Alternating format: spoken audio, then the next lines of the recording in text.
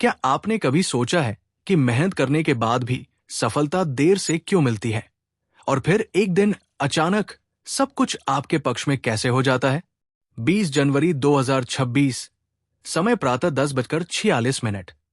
ये केवल समय नहीं है, ये वो क्षण है जब कर्मों के न्यायाधीश शनिदेव अपने ही नक्षत्र उत्तरा भाद्रपद में प्रवेश करते हैं।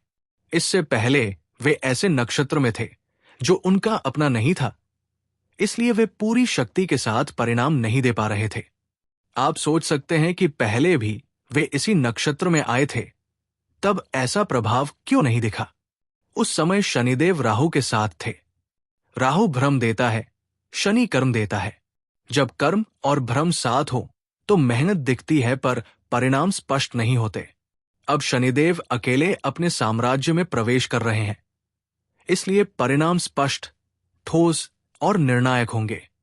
शनिदेव दशम भाव पर स्थित है, जो कर्म, कार्यक्षेत्र और प्रतिष्ठा का भाव है।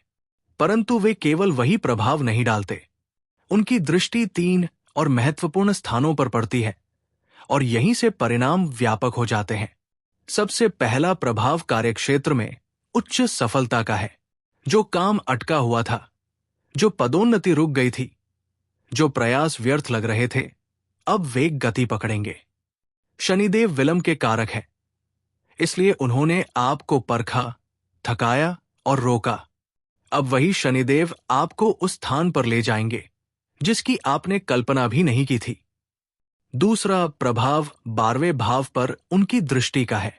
यह स्थान विदेश, स्थानांतरण, बड़े निवेश और व्यय से जुड़ा है। अब तक खर्चे बढ़ रहे थे और नियंत्रण कठिन था। अब वही समय व्यय को निवेश में बदल सकता है।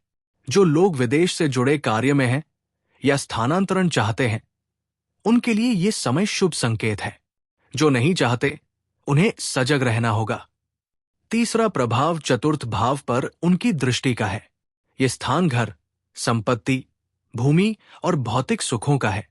जो कार्य संपत्ति से जुड़े अटके हुए थे, निर्णय रुक गए थे, अब वे पूर्ण हो सकते हैं। नया घर, नई योजना और सुरक्षित गृहस्थ जीवन का संकेत मिलता है। चौथा प्रभाव सप्तम भाव पर है। यह स्थान साझेदारी, व्यापार और विवाह से जुड़ा है। यहां एक विशेष स्थिति बन रही है, क्योंकि देवगुरु बृहस्पति भी अपनी दृष्टि उसी स्थान पर डाल रहे हैं।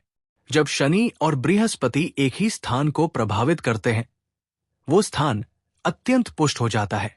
जो विवाह की इच्छा रखते हैं, उनके लिए समय अनुकूल है। जो व्यापार में साझेदार चाहते हैं, उन्हें सहयोग मिल सकता है। जो अपने कार्यक्षेत्र को बढ़ाना चाहते हैं, उन्हें विस्तार का अवसर मिलेगा। यह प्रभाव 17 मई 2026 तक रहेगा। इसके बाद 27 जुलाई को शनिदेव वक्री अवस्था में आएंगे।